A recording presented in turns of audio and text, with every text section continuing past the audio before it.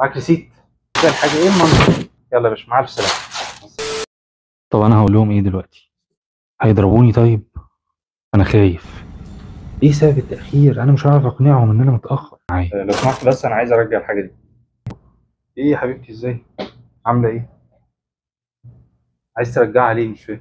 هي بس مقاسها مش مظبوط يعني. طب ما يستاهلش ليه يعني؟ احنا عندنا فيتنج روم فوق. فين ريسيت؟ لا والله مش معايا ريسيت للاسف.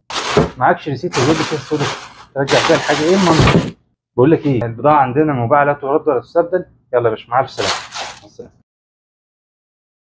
مساء الخير، اقدر اساعدك بايه؟ لو سمحت بس انا عايز ارجع الحاجه دي.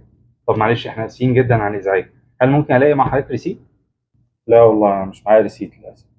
طيب خلاص مفيش مشكله، حتى لو مفيش مع حضرتك ريسيت هل ممكن بس تقول لي رقم الموبايل؟ طب انت عايز موبايلي في ايه؟ هتعمل بيه ايه؟ لا لا انت قلقان ليه؟ مفيش حاجه، انا بس باخد الرقم متسجل بيه الفاتوره بتاعت حضرتك فهقدر اطلعها من على السيستم. يعني انا ممكن فعلا ارجعها؟ طب والله شكرا جزيلا.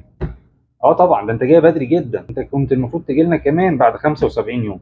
انت ما تعرفش ان سياسه الاستبدال والاسترجاع عندنا بتصل الى 90 يوم على بعض المنتجات، زائد ان عندنا ضمان سنتين على الاجهزه الرياضيه، وكمان عندنا ضمان 6 شهور على البنشات وعلى الساند باجز. شرفتنا يا فندم.